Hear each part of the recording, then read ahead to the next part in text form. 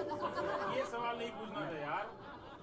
रवीश बहुत sincere student था, लेकिन वो सब चीज पढ़ के सब चीज को याद करने की कोशिश करता था। जब वो धमकी धमकी आती थी तो वो कि वो घर का माहौल, दोनों लड़कियों को संभालना। नमस्कार, मैं रवीश कुमार और आज मैं हाजिर हूँ अपनी कविता, कहानी, किस्सा इश्क में शहर होना लेकर आपके सामने। देखिए, आपके शहर में इश्क करने की जगह बहुत कम है।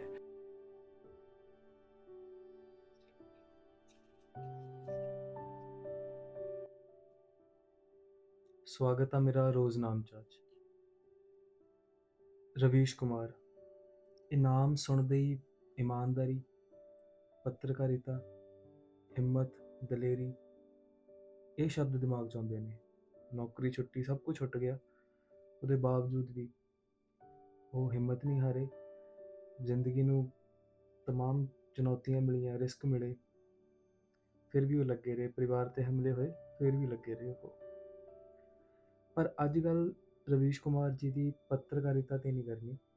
ਅੱਜ ਜਰਨਲਿਸਟ ਰਵੀਸ਼ ਕੁਮਾਰ ਜੀ ਨੂੰ ਨਹੀਂ ਮਿਲਣਾ ਆਪਾਂ। ਅੱਜ ਆਪਾਂ ਐਨਡੀਟੀਵੀ ਤੋਂ ਹਟ ਕੇ, ਪ੍ਰਾਈਮ ਟਾਈਮ ਦੀਆਂ ਸਟੋਰੀਆਂ ਕਰਨ ਵਾਲੇ ਰਵੀਸ਼ ਕੁਮਾਰ ਤੋਂ ਹਟ ਕੇ, ਅੱਜ ਉਹਨਾਂ ਦੀ ਪਰਸਨਲ ਜ਼ਿੰਦਗੀ ਨਾਲ ਜੁੜੀ ਹੋਈ ਇੱਕ ਕਿਤਾਬ ਜੋ ਉਹਨਾਂ ਨੇ ਖੁਦ ਲਿਖੀ ਆ, ਇਸ਼ਕ ਮੇਂ ਸ਼ਹਿਰ ਹੋਣਾ। ਆਪਾਂ ਜਦੋਂ ਕਿਸੇ ਇਨਸਾਨ ਨੂੰ ਬਹੁਤ ਗੰਭੀਰਤਾ ਦੇ ਨਾਲ, ਬਹੁਤ ਸਿਆਣਪ ਦੇ ਨਾਲ, ਬਹੁਤ ਦਲੇਰੀ ਨਾਲ ਦੇਸ਼ ਦੇ ਮੁੱਦੇ ਚੱਕਦੇ ਹੋਏ ਦੇਖਦੇ ਹਾਂ, ਤਾਂ ਆਪਾਂ ਅਕਸਰ ਭੁੱਲ ਜਾਂਦੇ ਹਾਂ ਕਿ ਉਹ ਵੀ ਇੱਕ ਇਨਸਾਨ ਆ।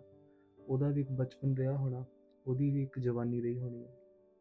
ਸੋ ਇਸ ਕਿਤਾਬ ਇਸ਼ਕ ਮੇਂ ਸ਼ਹਿਰ ਹੋਣਾ, ਇਹ ਰਵੀਸ਼ ਕੁਮਾਰ ਜੀ ਨੇ ਕਾਈਂਡ ਆਫ ਆਟੋਬਾਇਓਗ੍ਰਾਫੀ ਉਹਨਾਂ ਦੀ। ਇਹ ਉਹਨਾਂ ਨੇ ਇਹਦੇ ਵਿੱਚ ਪੱਤਰਕਾਰਿਤਾ ਤੋਂ ਪਹਿਲਾਂ ਦੇ ਤੇ ਬਿਹਾਰ ਤੋਂ ਬਾਅਦ ਦੇ ਆਪਣੇ ਸਟੱਡੀ ਦੇ, ਆਪਣੇ ਦਿੱਲੀ ਦੇ ਸ਼ਹਿਰ ਦੇ ਆਪਣੇ ਐਕਸਪੀਰੀਅੰਸਿਸ ਸ਼ੇਅਰ ਕੀਤੇ ਨੇ। ਕਿੱਦਾਂ ਪਟਨਾ ਤੋਂ ਇੱਕ ਪਿੰਡ ਦਾ ਮੁੰਡਾ, ਇੱਕ ਦਿਹਾਤੀ ਮੁੰਡਾ ਦਿੱਲੀ ਸ਼ਿਫਟ ਹੁੰਦਾ ਅਤੇ ਉਹ ਸ਼ਹਿਰ ਉਹਨੂੰ ਕਿੰਨਾ ਅਜਨਬੀ ਲੱਗਦਾ। ਪਰ ਹੌਲੀ ਹੌਲੀ ਉਹ ਸ਼ਹਿਰ ਦੀਆਂ ਗਲੀਆਂ, ਚੁਰਸਤੇ, ਮੈਟਰੋ ਸਟੇਸ਼ਨਸ ਸਭ ਘੁੰਮਦੇ ਘੁੰਮਦੇ, ਉੱਥੇ ਦੀਆਂ ਇਮਾਰਤਾਂ ਦੇਖਦੇ ਅਤੇ ਉੱਥੇ ਦਾ ਲਿਟਰੇਚਰ ਪੜ੍ਹਦੇ ਪੜ੍ਹਦੇ, ਉੱਥੇ ਸਟੱਡੀ ਕਰਦੇ, ਅਤੇ ਕਿੱਦਾਂ ਉਹ ਦਿੱਲੀ ਨੂੰ ਅਪਣਾ ਲੈਂਦੇ ਨੇ, ਅਤੇ ਕਿੱਦਾਂ ਦਿੱਲੀ ਰਗ ਰਗ ਦੇ ਵਿੱਚ ਉਹਨਾਂ ਦੇ, ਅਤੇ ਕਿੱਦਾਂ ਸ਼ਹਿਰ 'ਚ ਇਸ਼ਕ ਤਾਂ ਹੁੰਦਾ ਹੀ ਆ, ਬਟ ਉਹ ਲਿਖਦੇ ਆ ਕਿ ਇਸ਼ਕ ਮੇਂ ਸ਼ਹਿਰ ਹੋਣਾ। ਸੋ ਦਿੱਲੀ ਉਹਨਾਂ ਦੀ ਇੱਕ ਇਸ਼ਕ ਆ। ਅਤੇ ਅੱਜ ਮੈਂ ਇਸੇ ਕਿਤਾਬ 'ਚੋਂ ਉਹਨਾਂ ਦੀਆਂ ਕੁਛ ਪਸੰਦੀਦਾ ਕਵਿਤਾਵਾਂ ਤੁਹਾਡੇ ਨਾਲ ਸਾਂਝੀਆਂ ਕਰਾਂਗਾ। ਸੋ ਜਿੱਦਾਂ ਕਿਸੇ ਵੀ ਇੱਕ ਆਮ ਲੜਕੇ ਜਾਂ ਲੜਕੀ ਲਈ ਜਦੋਂ ਛੋਟੇ ਸ਼ਹਿਰ ਤੋਂ ਵੱਡੇ ਸ਼ਹਿਰ ਜਾਂ ਤਾਂ ਕਿਤੇ ਪੜ੍ਹਨ ਜਾਂਦਾ ਜਾਂ ਕੰਮ ਕਰਨ ਲਈ ਜਾਂਦਾ, ਤਾਂ ਉਹਦੇ ਅੰਦਰ ਜਿਹੜਾ ਪਿੰਡ ਆ ਉਹਨੂੰ ਬਹੁਤ ਬਹੁਤ ਥਾਵਾਂ ਤੋਂ ਰੋਕਦਾ। ਕੰਪਲੈਕਸਿਸ ਹੁੰਦੇ ਨੇ, ਅਤੇ ਉਹ ਸਭ ਫੇਸ ਕੀਤੇ ਰਵੀਸ਼ ਕੁਮਾਰ ਜੀ ਨੇ ਵੀ। ਅਤੇ ਉਹ ਲਿਖਦੇ ਆ ਕਿ हमने शहर को हमेशा गाँव की नज़र से देखा है, जहाँ जाकर लोग गाँव को भूल जाते हैं। शहर मेरी ज़िंदगी में गाँव बनाम शहर के रूप में आया। तब तक शहर हमारे लिए एक अस्थायी पता भर था। हम स्थायी पता के कॉलम में गाँव का पता भरते थे, शहर के डेरे का नहीं। हर मौके पर बिहार की राजधानी पटना से मोतीहारी ज़िले के गांव जितवारपुर लौटना होता था। हर वक्त घर और डेरा का फ़र्क बना रहता था। घर मतलब गांव, डेरा मतलब शहर। इस किताब 'ਚ ਇਹ ਤਾਂ ਨਹੀਂ ਕਹਿ ਸਕਦੇ ਕਿ ਰਵੀਸ਼ ਕੁਮਾਰ ਜੀ ਨੇ ਆਪਣੇ ਪਾਰਟਨਰ, ਉਹਨਾਂ ਦੀ ਵਾਈਫ ਦਾ ਨਾਮ ਆ ਨੈਨਾ ਦਾਸ ਗੁਪਤਾ ਜੀ, ਬੰਗਾਲ ਤੋਂ ਨੇ ਬੇਸਿਕਲੀ ਉਹ, ਅਤੇ ਲਵ ਮੈਰਿਜ ਹੋਈ ਸੀ ਰਵੀਸ਼ ਕੁਮਾਰ ਜੀ ਅਤੇ ਨੈਨਾ ਜੀ ਦੀ। ਇਹ ਤਾਂ ਨਹੀਂ ਕਹਿ ਸਕਦੇ ਕਿ ਇਸ ਕਿਤਾਬ 'ਚ ਉਹੋ ਜਿਹੀਆਂ ਘਟਨਾਵਾਂ ਦਾ ਜਾਂ ਉਹਨਾਂ ਦੀ ਕੋਈ ਲਵ ਲਾਈਫ ਦਾ ਜ਼ਿਕਰ ਆ, ਬਟ ਕੁਛ ਥਾਵਾਂ 'ਤੇ ਹਿੰਟ ਮਿਲਦਾ ਕਿ ਜੋ ਐਕਸਪੀਰੀਅੰਸਿਸ ਰਵੀਸ਼ ਕੁਮਾਰ ਜੀ ਸ਼ੇਅਰ ਕਰ ਰਹੇ ਨੇ ਉਹ ਉਹਨਾਂ ਦੇ ਨਿੱਜੀ ਐਕਸਪੀਰੀਅੰਸਿਸ ਹੀ ਨੇ। ਲਿਖਦੇ ਆ ਕਿ नैना से दोस्ती ने इस शहर को एक किताब में बदल दिया, बल्कि मैं इस शहर के लिए बदल गया। हम प्रेम में खूब भटके हैं। दिल्ली का अजनबीपन रोमांस का सबसे अच्छा दोस्त है। गांव की तरह यहाँ मुझे ना कोई जानता था, ना पहचानता था। प्रेम के इन्हीं पलों में मैंने इमारतों की ऐतिहासिकता को जाना है मुगल आर्किटेक्चर पर नैना के लंबे लंबे लेक्चर सुने हैं। जी, प्रेम में पढ़ना भी पड़ता है। ਜਦੋਂ ਨਵੇਂ-ਨਵੇਂ ਪਟਨਾ ਤੋਂ ਉਹ ਦਿੱਲੀ ਆਉਂਦੇ ਆ ਤਾਂ ਉਹ ਜ਼ਿਕਰ ਕਰਦੇ ਆ ਉਹ ਕਿਸੇ ਬਾਜ਼ਾਰ ਚੋਂ ਗਲੀ ਚੋਂ ਗੁਜ਼ਰਦੇ ਹੁੰਦੇ ਆ ਤਾਂ ਉਹਦੇ ਫੈਕਟਰੀਆਂ ਹੁੰਦੀਆਂ। ਫੈਕਟਰੀਆਂ ਕੀ ਬਣਾਉਂਦੀਆਂ ਹੁੰਦੀਆਂ? ਲੇਡੀਜ਼ ਬਰਾ। ਤੇ ਉਹ ਪਹਿਲੀ ਵਾਰ ਪਿੰਡੋਂ ਮੁੰਡਾ ਆਇਆ ਉਹ ਦੇਖਦੇ ਆ ਕਿ ਯਾਰ ਬਰਾ ਬਣ ਰਹੀ, ਉਹਨਾਂ ਨੇ ਪਹਿਲੀ ਵਾਰ ਦੇਖਿਆ ਕਿ ਯਾਰ ਤਾਂ ਉਹ ਆਪਣੇ ਆਪ 'ਚ ਇਨਸਿਕਿਉਰ ਹੋ ਗਏ, ਇੰਨੇ ਸ਼ਰਮਾ ਗਏ। ਉਹ ਲਿਖਦੇ ਆ ਕਿ भजनपुरा के पास के इलाके में किसी दोपहर घूमने चला गया। हर घर में ब्रा बन रहा था। पहली बार मर्द हाथों को ब्रा बनाते देखा। थान थान ब्रा को देखना भीतर से बाहर आने जैसा था। ऐसा घबराया कि नज़र बचाकर भगाने जैसा लौटने लगा। कई दिनों बाद उन गलियों में दोबारा लौट कर गया। हमने पतंग का मांझा बनते देखा था। जमशेदपुर में टाटा स्टील प्लांट में स्टील बनते देखा था। ब्रा भी बनता है, पहली बार देखा। सबको ब्रा बनते देखना चाहिए। किशोर उम्र के बहुत से लोग कपड़े में जिस्म देखा करते थे। कपड़े को कपड़ा समझने के लिए उसका बनते देखना ज़रूरी है। यही करते करते मैं किताबों की दिल्ली के बीच लोगों की दिल्ली का वकील बन गया। दिल्ली केवल कॉफ़ी टेबल शहर नहीं है। रवीश कुमार। नेहरू पार्क की झाड़ियों में सरसराहट से दोनों सहम गए। पत्तियों की झुरमुट से धड़कती आंखों से कोई उन्हें भकोस रहा था। दिल्ली में महफूज जगह की तलाश दो ही लोग करते हैं, जिन्हें प्रेम करना है और जिन्हें प्रेम करते हुए लोगों को देखना है। घबराहट में दोनों इतनी तेजी से उठे कि पास की झाड़ियों में भी हलचल मच गई। प्रेमियों को लगा कि पुलिस आ गई है। उसका कहा याद रहा, यह कैसा शहर है, हर वक्त शरीर का पीछा करता रहता है। ਕਿਤਾਬ ਨੂੰ ਪੜ੍ਹਦੇ ਪੜ੍ਹਦੇ ਇੱਕ ਚੀਜ਼ ਹੋਰ ਸਮਝ ਆਉਂਦੀ ਹੈ ਕਿ ਰਵੀਸ਼ ਦਿੱਲੀ ਨੂੰ ਦਿੱਲੀ ਦੀ ਨਜ਼ਰ ਤੋਂ ਨਹੀਂ ਦੇਖਿਆ, ਜਾਂ ਤਾਂ ਉਹਨਾਂ ਨੇ ਆਪਣੇ ਪਾਰਟਨਰ ਦੀ ਨਜ਼ਰ ਤੋਂ ਦੇਖਿਆ, ਇਹਨੂੰ ਇਦਾਂ ਕਹੀਏ ਜ਼ਿਆਦਾ ਸਹੀ ਰਹੂਗਾ ਕਿ ਉਹਨਾਂ ਨੇ ਇਸ਼ਕ ਦੀ ਨਜ਼ਰ ਤੋਂ ਦੇਖਿਆ। ਉਹਨਾਂ ਨੇ ਜੋ ਟੈਬੂ ਸੀਗੇ ਉਸ ਸ਼ਹਿਰ ਦੇ ਵਿੱਚ, ਉਹ ਸਾਰੇ ਟੈਬੂ, ਉਹ ਸਾਰੀਆਂ ਟ੍ਰੈਜਡੀਜ਼ ਦੇ ਪਿੱਛੇ ਦਾ ਕਾਰਨ ਜਾਣਨ ਦੀ ਕੋਸ਼ਿਸ਼ ਕੀਤੀ। ਸ਼ਾਇਦ ਇਹੀ ਇਸੇ ਕਰਕੇ ਉਹਨਾਂ ਦਾ ਜਰਨਲਿਜ਼ਮ ਵੀ ਇੰਨਾ ਸੈਂਸਿਟਿਵ ਆ। ਇੱਕ ਹੋਰ ਛੋਟਾ ਜਿਹਾ ਕਿੱਸਾ ਉਹ ਲਿਖਦੇ ਆ ਕਿ ਜਦੋਂ ਮੈਟਰੋ ਦਿੱਲੀ 'ਚ ਆਈ ਤਾਂ ਜਦੋਂ ਛੋਟੇ ਛੋਟੇ ਕਸਬਿਆਂ ਨੂੰ, ਦਿੱਲੀ ਦੇ ਕਸਬਿਆਂ ਨੂੰ ਮੇਨ ਦਿੱਲੀ ਨਾਲ ਜੋੜਿਆ ਗਿਆ ਤਾਂ ਉਦੋਂ ਸਹੂਲਤ ਤਾਂ ਸੀ ਮੈਟਰੋ ਦੀ, ਬਟ ਇਹਦੇ ਨਾਲ ਨੁਕਸਾਨ ਕੀ ਹੋਇਆ, ਆਸ਼ਕਾਂ ਨੂੰ ਕੀ ਨੁਕਸਾਨ ਹੋਏ, ਉਹਨਾਂ ਨੂੰ ਉਸ ਸਮੇਂ ਕੀ ਨੁਕਸਾਨ ਹੋਏ। लिखते हैं कि मेट्रो ने मालवीय नगर को मॉडल टाउन से जोड़ दिया है। घंटे भर में दनदनाती हुई ट्रेन के दोनों की दूरी काफ़ी कम कर दी है। वक्त तो बच गया मगर कहने को कुछ बचा ही नहीं।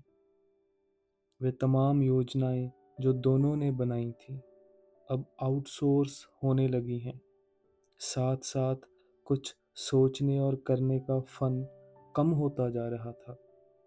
यार तुम बस से आया करो ना, क्यों, मेट्रो में क्या प्रॉब्लम है? कम से कम फ़ोन कर पूछने का मौका तो मिलेगा कि कहाँ हो, कब आओगे। इश्क में हम बेरोज़गार हो गए हैं, चलना न फिरना। कब तक मेट्रो से उतरकर हम मॉल के खंभों से चुपचाप चिपके रहेंगे। इस मेट्रो को कह दो कि जाए यहाँ से। एक किस्सा और सुनो, मैं तुम्हें चांद ला दूंगा, तुम उसे सिरहाने रख लेना और रातों को जागकर मॉल रोड पर गुमशुदा चांद के निशान ढूंढना।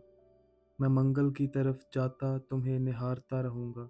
कब तक हम नेहरू पार्क और कनॉट प्लेस का सपना देखते रहेंगे। तुम कुछ कहती क्यों नहीं? क्या कहूँ, इश्क में तुम साइंटिस्ट सी बातें करने लगे हो। तुम चांद के चक्कर में केमिकल रिएक्शन के शिकार हो रहे हो। डीटीसी की एसी बस में बैठकर स्कोडा कार देखना आहें भरने का यह मतलब नहीं कि तुम मेरी आंखों में चांद नहीं देख सकते, इश्क को फिजिक्स क्यों बनाते हैं। कमाल ਦਾ ਕਿੱਸਾ, ਉਹ ਛੋਟਾ ਜਿਹਾ ਕਿੱਸਾ ਲਿਖਦੇ ਆ ਕਿ ਅਸਲ 'ਚ ਉਹਨਾਂ ਦੀ ਪਾਰਟਨਰ ਉਹਨਾਂ ਨੂੰ ਪਾਸ਼ ਦੀ ਇੱਕ ਕਵਿਤਾ ਬਾਰੇ ਦੱਸਦੀ ਆ ਤੇ ਕਿੱਸਾ ਬਹੁਤ ਸੋਹਣਾ ਹੈ। ਉਹ ਲਿਖਦੇ ਆ ਕਿ व्हाट अ नाइस पोएम, सबसे खतरनाक होता है हमारे सपनों का मर जाना। फ्रेंड्स कॉलोनी के पेबल स्ट्रीट में बियर पीते वक्त उसने यह सवाल उछाल दिया, हिंदी पोइट्री पॉपुलर क्यों नहीं है। विक्रम सेठ और चेतन भगत की खूबी बखानने लगी, तुम इंग्लिश में क्यों नहीं लिखते। आती है पर उतनी नहीं, come on you can write. अगर तुमने पाश वाली लाइन इंग्लिश में लिखी होती तो बुकर मिल जाता। उसने कोसा तो नहीं था, मगर वह अपने आप को कोसने लगा। ਮੇਰਾ ਮੈਨੂੰ ਲੱਗਦਾ ਕਿ ਇਹ ਸ਼ਾਇਦ ਉਹਨਾਂ ਦੇ ਐਂਕਰਿੰਗ ਦੇ ਦਿਨਾਂ ਦੀ ਗੱਲ ਆ, ਜਦੋਂ ਐਂਕਰ ਬਣ ਗਏ ਸੀ। ਲਿਖਦੇ ਆ ਕਿ पत्तों की खामोशी से ये हवा भी डिबेट करती है ना, चुप रहो, दिमाग में तुम्हारे एंकरिंग का भूसा भर गया है, हवा भी डिबेट कर रही है। गुस्सा क्यों करती हो, बात पूरी करने दो या मैं ब्रेक ले लूं। ब्रेक में ही मेरे सवाल लक्स और लॉरियल से नहाने चले जाते हैं और जब लौटते हैं तो डोरा बनियान पहनकर। उफ, ये एंकर आशिक आवारा हो गया है। सुनो, तुम टीवी नहीं छोड़ सकते। नहीं, ये सांस की बीमारी है, यही छोड़कर जाएगी मुझे, मैं नहीं। चुप मनहूस। ਤੁਹਾਨੂੰ ਸਾਰਿਆਂ ਨੂੰ ਯਾਦ ਹੋਣਾ ਅੰਨਾ ਹਜ਼ਾਰੇ ਦਾ ਅੰਦੋਲਨ, ਤੇ ਉਦੋਂ ਰਵੀਸ਼ ਜੀ ਦੇਖਣ ਗਏ ਹੋਣਗੇ ਜਾਂ ਕਵਰ ਕਰਨ ਗਏ ਹੋਣਗੇ ਜਾਂ ਅੰਦੋਲਨ 'ਚ ਹਿੱਸਾ ਲੈਣ ਗਏ ਹੋਣਗੇ। ਤਾਂ ਉਸ ਅੰਦੋਲਨ ਦੇ ਰਿਗਾਰਡਿੰਗ किस्सा के पता है, रात सपने में अन्ना गांधी दोनों आ गए। कम ऑन यार, तुम बहुत पॉलिटिकल हो गए हो, रिलैक्स। मैं क्यों नहीं आई अभी तक सपने में। कभी सीताराम का लेख तो कभी संदीप पांडे का स्टॉप। देखो ना बोगनविलिया की खूबसूरती, जेएनयू की हवा बैंगनी लगती है। 615 से जनपद चलें। नहीं, मुझे जंतर मंतर नहीं जाना। मैं समझदा कि ਜਿਹੜੇ ਲੋਕ ਰਵੀਸ਼ ਜੀ ਦੇ ਖਿਲਾਫ ਵੀ ਨੇ ਜਾਂ ਉਹਨਾਂ ਦੇ ਸਮਰਥਕ ਵੀ ਨੇ, ਜੇ ਦਿਲ ਹੈ ਤਾਂ ਉਹਨਾਂ ਦੀ ਇਹ ਕਿਤਾਬ ਜ਼ਰੂਰ ਪੜ੍ਹੋ। ਤੁਹਾਨੂੰ ਵੀ ਪਤਾ ਲੱਗੂ ਕਿ ਉਸ ਇਨਸਾਨ ਦੀ ਇੰਨੀ ਸੀਰੀਅਸਨੈਸ ਪਿੱਛੇ, ਇੰਨੀ ਸਿੰਸੀਅਰਿਟੀ ਦੇ ਪਿੱਛੇ, ਇੰਨੀ ਹਿੰਮਤ ਦੇ ਪਿੱਛੇ, ਇੱਕ ਪਹਾੜ ਵਰਗੀ ਹਿੰਮਤ ਦੇ ਪਿੱਛੇ ਵੀ ਇੱਕ ਬਚਪਨਾ ਹੈ, ਇੱਕ ਜਵਾਨ ਮੁੰਡਾ ਹੈ, ਇੱਕ ਪੇਂਡੂ ਦਿਹਾਤੀ ਮੁੰਡਾ ਹੈ, ਜਿਹਦੇ ਜ਼ਿਆਦਾ ਵੱਡੇ ਸੁਪਨੇ ਨਹੀਂ ਹੈਗੇ, ਬਹੁਤ ਛੋਟੇ ਛੋਟੇ ਸੁਪਨੇ ਨੇ, ਤੇ ਜਿਹਨੂੰ ਹਮੇਸ਼ਾ ਆਪਣੇ ਪਿੰਡ ਦੀ, ਆਪਣੇ ਘਰ ਦੀ, ਆਪਣੇ ਮੁਹੱਲੇ ਦੀ, ਆਪਣੇ ਸ਼ਹਿਰ ਦੀ, ਆਪਣੇ ਦੇਸ਼ ਦੀ, ਆਪਣੇ ਦਿੱਲੀ ਦੀ ਫਿਕਰ ਰਹੀ ਹੈ। ਸੋ ਮੈਂ ਨਿੱਜੀ ਤੌਰ 'ਤੇ ਬਹੁਤ ਇੱਜ਼ਤ ਕਰਦਾ ਰਵੀਸ਼ ਜੀ ਦੀ, ਅਤੇ ਇਹ ਕਿਤਾਬ ਪੜ੍ਹਨ ਤੋਂ ਬਾਅਦ ਉਹਨਾਂ ਦੇ ਹੋਰ ਥੋੜ੍ਹਾ ਨਜ਼ਦੀਕ ਜਾਣ ਦਾ ਮੌਕਾ ਮਿਲਿਆ। ਉਮੀਦ ਕਰਦਾ ਇਸ ਵੀਡੀਓ ਤੋਂ ਬਾਅਦ ਤੁਸੀਂ ਵੀ ਸ਼ਾਇਦ ਪੜ੍ਹੋ ਇਸ ਕਿਤਾਬ ਨੂੰ। ਸੋ ਸ਼ੁਕਰੀਆ ਮੇਰਾ ਰੋਜ਼ਨਾਮਚਾ ਦੇਖਣ ਲਈ। ਪਲੀਜ਼ ਨਵਾਂ ਚੈਨਲ ਆ, ਹੌਲੀ ਹੌਲੀ ਇੰਪਰੂਵ ਹੋਊਗਾ, ਸਿੱਖ ਰਿਹਾ, ਬਟ ਪਲੀਜ਼ ਸਬਸਕ੍ਰਾਈਬ ਕਰੋ, ਮੋਟੀਵੇਸ਼ਨ ਦੀ ਜ਼ਰੂਰਤ ਰਹਿੰਦੀ ਹੈ ਸਭ ਨੂੰ। ਅਤੇ ਬਾਕੀ ਨਵਾਂ ਜਲਦੀ ਮਿਲਾਂਗੇ ਰਵੀਸ਼ ਕੁਮਾਰ ਜੀ ਦੀ ਹੀ ਇੱਕ ਹੋਰ ਨਵੀਂ ਕਿਤਾਬ ਨਾਲ। ਸ਼ੁਕਰੀਆ, ਦੇਖਦੇ ਰਹੋ ਮੇਰਾ ਰੋਜ਼ਨਾਮਾ।